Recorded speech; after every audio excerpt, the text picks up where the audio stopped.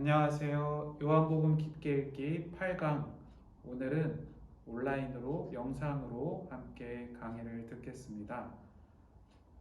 먼저 우리 요한복음 깊게 읽기 1강부터 7강까지를 통하여 요한복음에 있는 7개의 표적을 차례차례로 살펴보았습니다. 잠시 제목만 복습하여 보면, 첫째는 가나 혼인잔치에서 물을 포도주로 변화시킨 표적, 둘째는 왕의 신하 아들을 치유하신 표적, 셋째 38년 된 병자를 치유하신 일, 넷째 오병이어에서 수만 명을 예수님께서 먹이신 일, 다섯 번째 물 위로 걸어오신 예수님의 표적, 여섯 번째 날 때부터 맹인이었던 자를 치유하셨던 실로암 이야기의 표적, 일곱 번째로 죽은 나사로를 살리신 표적이 있었습니다. 앞으로 요한복음 깊게 읽기에서는 이제 7가지 표적 후에 요한복음에는 대표적으로 유명한 예수님께서 스스로 나는 무엇이다 라고 말씀하시는 7가지가 있습니다. 헬라어로는 나는 이다를 에고에임이라고 부르기 때문에 7개의 에고에임이라고도 하는데요. 나는 무엇이다. 이렇게 예수님이 스스로를 말씀하시는 7가지에 대하여 한강 한강 하나하나 차례대로 살펴볼 텐데요. 궁금하실 분들을 위하여 몇 개만 소개해 봐드리면 들으시면 알 텐데, 예수님께서 나는 생명의 떡이다 이렇게 얘기하신 적도 있고, 나는 세상의 빛이다, 나는 선한 목자이다, 그리고 길이요 진리요 생명이다 이렇게 말씀하신 것처럼 나는 이다 이렇게 7가지 말씀을 해 주셨었습니다. 오늘은 나는 이다 에고에임이 첫 번째 시간이고요. 첫 번째는 요한복음 6장에 나오는 주님께서 나는 생명의 떡이다 라고 말씀하셨던 일입니다. 그러면 오늘 말씀은 요한복음 6장 말씀이 될 텐데요. 사실 요한복음 6장 말씀은 전체가 나는 생명의 떡이다 라는 주님의 말씀과 관련되어 있다 라고 할 수 있을 정도로 요한복음 6장이 1절부터 71절까지이기 때문에 다 하게 되면 시간이 너무 길어질 것 같아서 25절부터 35절까지와 그리고 48절부터 57절까지 생명의 떡과 관련된 핵심적인 부분 두 부분을 중심으로 말씀을 나누고자 합니다. 첫 번째로 25절부터 35절까지 볼 텐데요. 25절부터 35절까지 보기 전에 요한복음 6장 전체는 예수님께서 나는 생명의 떡이다 라고 말씀하셨던 것과 관련이 있다, 전체가 그 이야기와 관련이 있다 라고 말씀드렸는데, 그렇다면 25절 전까지에서는 어떤 일이 있었을까요? 기억하실 텐데 요한복음 6장 1절부터 15절까지 말씀에서는 오병이어 사건이 있었습니다. 표적으로는 네 번째 표적이죠. 오병이어 사건이 있었고요. 오병이어도 예수님께서 떡을 먹이신 일이었기 때문에 나는 생명의 떡이다 라고 말씀하시는 것과 깊은 관련이 있다고 할 수 있습니다. 그리고 16절부터 21절까지에는 무리를 걸어오시는 예수님 이야기가 있었습니다. 다섯 번째 표적이었죠. 그리고 이제 22절부터 끝까지 6장 71절까지가 나는 생명의 떡이다 라는 말씀과 관련된 이야기입니다. 그 중에서도 말씀드렸듯이 먼저는 25절부터 35절까지를 중심으로 살펴보도록 하겠습니다. 제가 요한복음 6장 25절부터 35절까지 하나님 말씀을 읽겠습니다. 바다 건너편에서 만나 랍비여 언제 여기 오셨나이까 하니 예수께서 대답하여 이르시되 내가 진실로 진실로 너희에게 이르노니 너희가 나를 찾는 것은 표적을 본 까닭이 아니요 떡을 먹고 배부른 까닭이로다. 썩을 양식을 위하여 일하지 말고 영생하도록 있는 양식을 위하여 하라. 이 양식은 인자가 너희에게 주리니 인자는 아버지 하나님께서 인치신 자니라. 그들이 묻되 우리가 어떻게 하여야 하나님의 일을 하오리이까? 예수께서 대답하여 이르시되 하나님께서 보내신 이를 믿는 것이 하나님의 일이니라 하시니 그들이 묻되 그러면 우리가 보고 당신을 믿도록 행하시는 표적이 무엇이니까? 하시는 일이 무엇이니까? 기록된 바 하늘에서 그들에게 떡을 주어 먹게 하였다함과 같이 우리 조상들은 광야에서 만나를 먹었나이다. 예수께서 이르시되 내가 진실로 진실로 너희에게 이르노니 모세가 너희에게 하늘로부터 떡을 준 것이 아니라 내 아버지께서 너희에게 하늘로부터 참 떡을 주시나니 하나님의 떡은 하늘에서 내려 세상에 생명을 주는 것이니라. 그들이 이르되 주여 이 떡을 항상 우리에게 주소서. 예수께서 이르시되 나는 생명의 떡이니 내게 오는 자는 결코 줄이지 아니할 터이요 나를 믿는 자는 영원히 목마르지 아니하리라. 아멘. 항상 그렇듯이 먼저 25절부터 35절까지의 말씀을 강해 간단히 설명을 드리고 메시지를 나누도록 하겠습니다. 25절 말씀입니다. 사람들이 오병이어 사건이 있었던 들판에서 건너편으로 바다를 강을 건너가신 예수님을 찾아왔습니다. 왜냐하면 많은 사람들이 수많은 사람들에게 떡을 먹이신 예수님을 보고 대단하게 생각이 되었기 때문입니다. 하지만 우리 오병이어 표적 말씀을 나눌 때 4강에서 말씀드렸는데 예수님께서는 예수님을 따라서 바다 건너편으로 온 또 수많은 예수님을 따르는 사람들의 마음이 진정으로 그 오병이어 표적이 나타내는 예수님의 영광 그리고 예수님이 우리의 구원자 되신다라는 것을 믿고자 함보다는 떡 자체, 배불러게 먹었던 그 떡 자체에 관심이 많았다는 것을 예수님은 알고 계셨습니다. 그리하여 26절 말씀에 너희가 나를 찾는 것은 표적을 본 까닭이 아니요 떡을 먹고 배부른 까닭이로다 라고 말씀하셨습니다. 27절 말씀입니다. 썩을 양식을 위하여 일하지 말고 영생하도록 있는 양식을 위하여 하라. 그래서 예수님께서는 그 떡의 의미를 잘 깨닫지 못하는 사람들을 위하여 썩을 양식이라는 말과 영생하도록 있는 양식, 간단하게 영생하는 양식이라고 해볼까요? 썩을 양식과 영생하는 양식이 다르다라고 설명하셨습니다. 그리고 그 영생하는 양식은 인자, 곧 예수님께서 나누어 주시는 것이라고 말씀하셨습니다. 예수님의 말씀은 영생하는 양식을 주시는 예수님을 믿고 따르라는 초대였는데 이 이야기를 들은 무리들은, 사람들은 예수님의 말씀을 이해하지 못했습니다. 그래하여 엉뚱한 질문을 했는데요. 그 질문은 28절에 그들이 묻되 어떻게 하여야 하나님의 일을 하오리이까? 아마도 이 사람들은 초조했던 것 같습니다. 그리고 예수님이 말씀하시는 영생의 의미를 잘 모르고 그저 복받기 위해 아니면 그저 어떻게 해야 우리가 하나님의 백성이 될 수 있을까에 대하여 율법적으로 생각하고 마음이 급하여져서 그럼 우리가 어떻게 해야 됩니까? 어떤 일을 해야 됩니까? 라는 식으로 질문한 것입니다. 29절 말씀입니다. 예수께서 대답하여 이르시되 주님께서는 이 사람들의 마음을 아시고 그렇게 어떻게 해야 할까요? 어떻게 율법을 지켜야 할까요? 우리가 어떻게 하여 복을 받을까요? 이러한 것이 아니라 예수님께서 말씀하고 계시는 영생하는 양식은 예수님을 구주로 믿는 것이다 라는 것을 밝히 말씀해 주셨습니다. 그래서 하나님께서 보내신 이를 믿는 것이 하나님의 일이니라 라고 대답하셨습니다.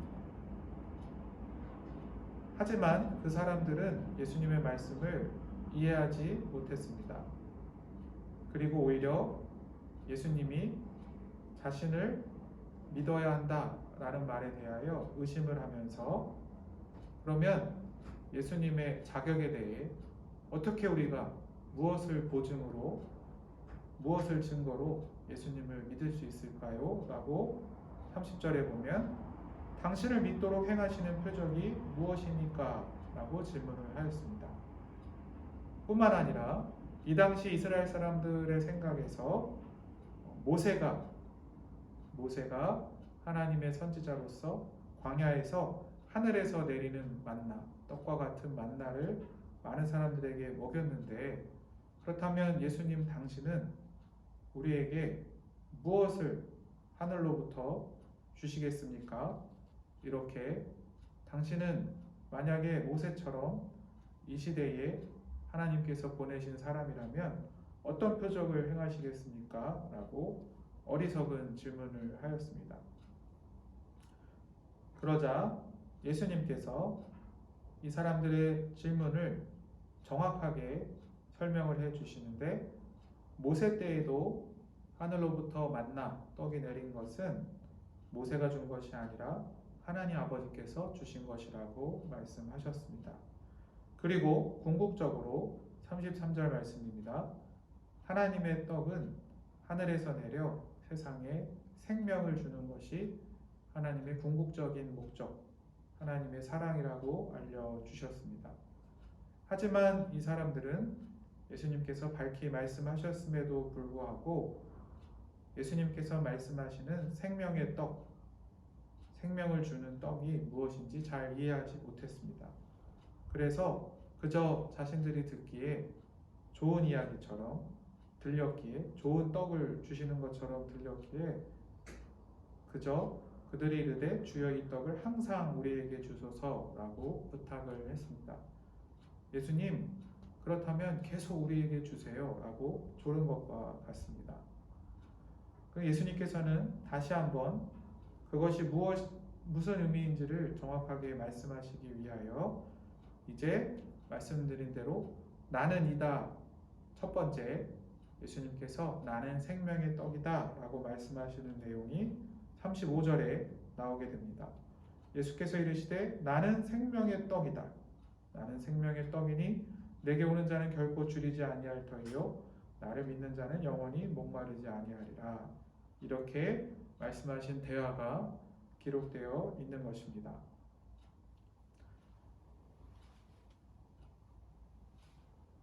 이어서 48절부터 57절까지 말씀을 두 번째로 보겠습니다. 48절부터 57절까지 말씀입니다. 제가 하나님 말씀을 읽겠습니다. 내가 곧 생명의 떡이니라. 너희 조상들은 광야에서 만나를 먹었어도 죽었거니와 이는 하늘에서 내려오는 떡이니 사람으로 하여금 먹고 죽지 아니하게 하는 것이니라. 나는 하늘에서 내려온 살아있는 떡이니 사람이 이 떡을 먹으면 영생하리라. 내가 줄 떡은 곧 세상의 생명을 위한 내 살이니라 하시니라. 그러므로 유대인들이 서로 다투어 이르되 이 사람이 어찌 능히 자기 살을 우리에게 주어 먹게 하겠느냐? 예수께서 이르시되 내가 진실로 진실로 너희에게 이르노니 인자의 살을 먹지 아니하고 인자의 피를 마시지 아니하면 너희 속에 생명이 없느니라. 내 살을 먹고 내 피를 마시는 자는 영생을 가졌고 마지막 날에 내가 그를 다시 살리리니 내 살은 참된 양식이요 내 피는 참된 음료로다. 내 살을 먹고 내 피를 마시는 자는 내 안에 거하고 나도 그의 안에 거하나니 살아계신 아버지께서 나를 보내심에 내가 아버지로 말미암아 사는 것 같이 나를 먹는 그 사람도 나로 말미암아 살리라. 아멘. 요한복음 6장 전체의 말씀이 나는 생명의 떡이다 라고 말씀하시는 예수님의 이야기라고 했는데요. 두 번째로 중요 부분이라고 할 수 있는 48절부터 57절까지 말씀이었습니다. 강해하도록 하겠습니다. 48절을 보시면 예수님께서 다시 한번 내가 곧 생명의 떡이다 라고 밝히 말씀해 주십니다. 그리고 49절 말씀에서는 광야에서 이스라엘 백성들이 먹었던 만나, 출애굽 후에 먹었던 떡과 좀 비슷한 만나라는 것을 예수님께서 나는 생명의 떡이다 라는 것과 비교하여 주십니다.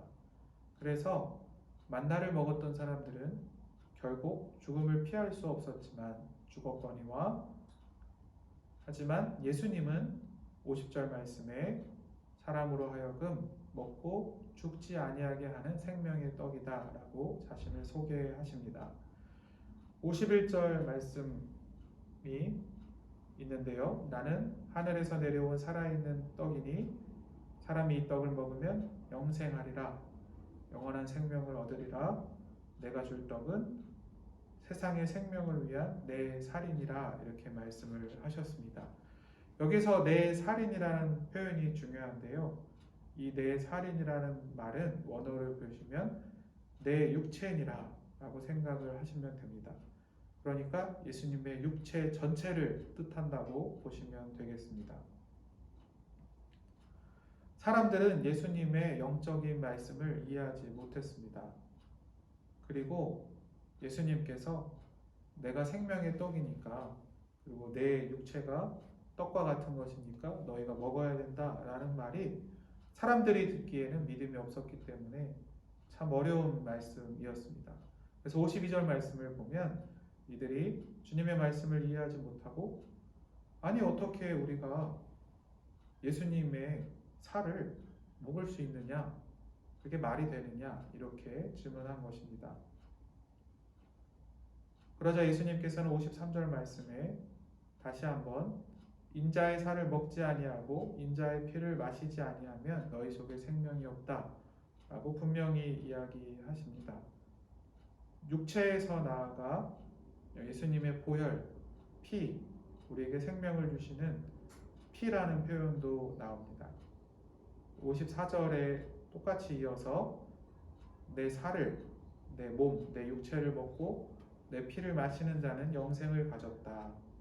그리고 마지막 날에 내가 그를 다시 살리리라는 말은 마지막 날에 주님 다시 오셨을 때 예수님을 믿는 모든 사람들은 부활할 것이다 라는 말과 같습니다. 55절도 내 살은 참된 양식이요 내 피는 참된 음료로다 같은 표현이고요. 56절에서도 내 살을 먹고 내 피를 마시는 자는 이렇게 말씀하십니다. 우리가 예수님을 믿는 믿음을 가지고 성찬식에 참여하는데요. 우리가 성찬식에서 떡을 예수님의 살이라고 하고 또 포도주를 예수님의 피라고 하는 것이 생각나기도 합니다. 그리고 56절 뒷부분에 매우 중요한 말씀을 하십니다. 그렇다면 예수님의 살을 먹고 예수님의 피를 마시는 자는 어떠한 자이냐?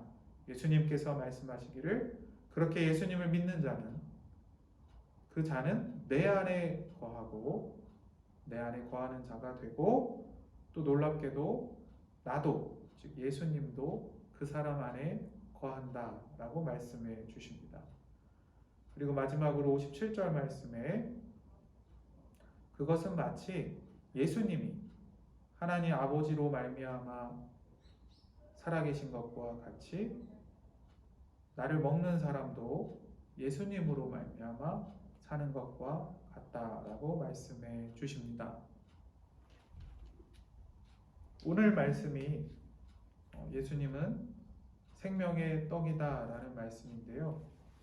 쉽게 생각하면 우리가 예수님을 믿음으로 죄를 용서받고 구원을 받았다라는 복음과 같은 것이기에 쉽게 생각될 수 있습니다. 하지만 좀 더 깊게 오늘 말씀의 메시지를 한번 나누어 보겠습니다. 가장 핵심이 되는 구절로서 56절 말씀을 들 수 있습니다. 제가 읽겠습니다. 내 살을 먹고 내 피를 마시는 자는 내 안에 거하고 나도 그의 안에 거하나니. 주님께서는 끊임없이 예수님이 생명의 떡이라고 말씀하시고 우리를 위하여 피를 보혈을 흘려주셨다고 말씀하셨고요.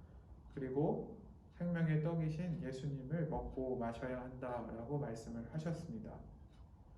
그렇다면 예수님을 먹고 마신다는 것이 무슨 뜻일까요? 예수님께서는 그 뒤에 예수님을 진정으로 먹고 마시는 자, 진정으로 예수님을 믿는 자는 예수님이 자기 안에 거하고 자신도 예수님 안에 거하는 자다라고 풀이해 주셨습니다. 이 말도 좀 어려운데요. 이렇게 생각해 보면 쉬워집니다. 부모와 자녀가 있습니다. 아이를 키워보신 분도 있고 안 키워보신 분도 있을 것입니다. 부모와 자녀가 있을 때 어린 자녀들은 이 말씀대로 하면 부모 안에 살고 있다라고 표현할 수 있습니다. 왜 그럴까요? 부모님은 자신의 먹는 것보다 내 자녀가 먹는 것을 더 많이 생각합니다.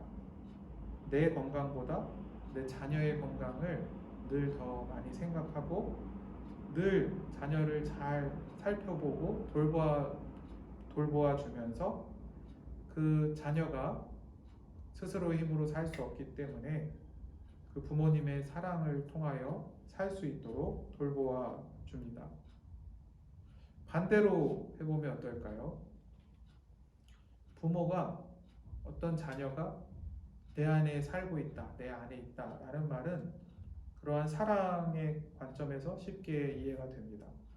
반대로 자녀들이 부모님이 내 안에 있다, 항상 내가 부모님 생각을 한다 라고 하면 잘 되지 않는 것이 사실입니다. 왜 그럴까요?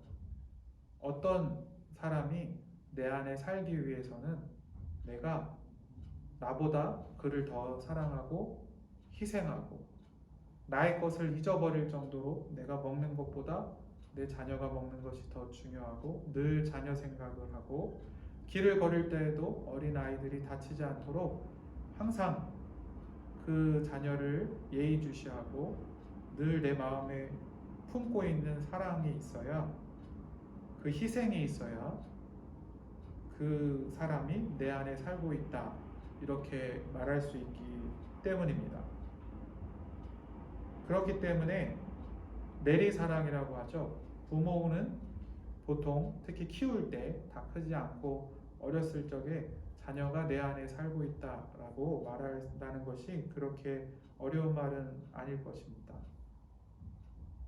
물론 반대로 이제 우리 부모님이 70이 넘으시고 늙고 병들게 되시면 반대로 우리가 한 1살부터 10살까지 부모님이 나를 부모님 안에 살게 해주시고 거하게 해주셨기 때문에 튼튼하게 자랄 수 있었듯이 우리가 부모님 혼자 모든 것을 할 수 없기 때문에 병원에 갈 때도 모시고 가고 사랑하고 돌보아 드리고 마치 이제 다 큰 40대 50대의 어른인 내가 이제 완전 할아버지 할머니가 된 70대 80대가 된 부모님을 내 안에 살게 해드려야, 그렇게 사랑해드려야 부모님이 건강하게 잘 살 수 있게 되는 것입니다. 그렇기 때문에 예수님을 믿는다는 것은 주님께서 말씀하시길 주님이 내 안에 살고 나도 주님 안에 사는 것과 같다라고 하신 그 말씀이 참으로 맞습니다. 먼저는 이렇습니다. 잘 아시는 것처럼 하나님께서 우리를 먼저 사랑하셨습니다. 우리의 모든 죄를 용서해 주셨습니다. 그리고 주님 안에 우리가 살 수 있도록, 원래 우리는 다 죽게 되어 있었는데 영원한 생명, 영생을 얻을 수 있게 하기 위하여 주님이 우리를 대신하여 죽어 주셨습니다. 주님은 그 모든 희생을 다 하셨습니다. 세상의 부모와도 감히 비교할 수 없는 모든 생명을 다하기까지 우리를 위해 희생하셔서 우리의 죄를 다 씻어주시고 우리가 주님 안에 살 수 있게 해 주셨습니다. 그리고 우리는 그렇게 우리를 사랑해 주시고 구원해 주신 예수님을 믿는다고 고백합니다. 그렇다면 반대로 어떻게 주님이 내 안에 살 수 있을까요? 이렇게 생각할 수 있습니다. 그러한 예수님의 사랑, 십자가에서 몸이 찢기시고 모든 피를 흘려주신 그 사랑을 믿는 우리는 반대로 이제 예수님을 믿고 나서 우리 안에 주님, 성령님, 성령 하나님을 모시고 있습니다. 우리가 성령님을 내 안에 모시고 있다는 것은 거룩해야 한다는 것을 뜻하고요. 우리가 성령 충만을 위하여 거룩해야 하는 것처럼요. 그리고 사실 이 말씀, 주님이 내 안에 사는 것이 정말 이루어지기 위해서는 이제 우리가 나를 부인해서라도 내 십자가를 져서라도 나를 희생하서라도 주님이 내 안에 살게 해야 한다는 뜻입니다. 예수님께서는 여러 번 말씀하셨습니다. 세상을 따라가지 말고, 세상 욕심을 따라 살지 말고, 스스로를 위해서 살지 말고, 하나님이 기뻐하시는 것, 하나님이 원하시는 것, 내가 주님을 사랑하는 삶을 살라고 말씀하셨습니다. 그것은 그냥 되는 것이 아닙니다. 내가 희생하고, 마치 우리가 늙은 부모님을 위하여서는 내가 더 희생하고 이제 부모님이 내 안에서 살 수 있는 것처럼 내가 부모님도 모시고 다니고 해야 하는 것처럼 예수님께서는 우리에게 성령님을 보내주시며 이제 예수님은 하나님 보좌 우편에 앉아 계시며 예수님께서는 너희 안에 내가 있다, 성령 하나님이 있다. 그러므로 너희가 이제 주님의 손과 발이 되고 세상의 빛과 소금이 되어야 한다라고 말씀해 주신 것입니다. 마지막으로 제자들을 향하여 예수님이 하셨던 귀한 말씀이 있습니다. 제자들에게 예수님이 이렇게 말씀하신 적이 있습니다. 너희들은 이제 내 종이라고 부르지 않을 것이고 내 친구라고 할 것이다. 누가 예수님의 친구일까요? 예수님은 이렇게 말씀하셨습니다. 사람이 친구를 위하여 자기 목숨을 버리는 것보다 더 큰 사랑이 없나니. 주님께서는 주님이 먼저 목숨을 다해 죽기까지 우리를 사랑하셨던 것처럼 우리가 나의 욕심보다 내가 세상에서 원하는 것들보다 나를 희생하고 죽기까지 그 예수님의 모습을 닮아가고 그렇게 내가 나를 희생해서 주님을 사랑하는 그런 친구와 같은 자들이 되기를 원하십니다. 오늘 생명의 떡이다, 나는 생명의 떡이다 라는 말씀을 들었는데요. 우리를 위하여 모든 생명을 아낌없이 주신 생명의 떡이신 예수님을 늘 생각하며 주님을 우리 안에 늘 깊이 간직하고 또 우리 또한 주님을 위하여 말씀드렸듯이 친구를 위하여 목숨을 버리는 것처럼 정말 주님을 사랑하여 살아서 주님의 친구같이 사는 우리 모두가 되기를 소망합니다.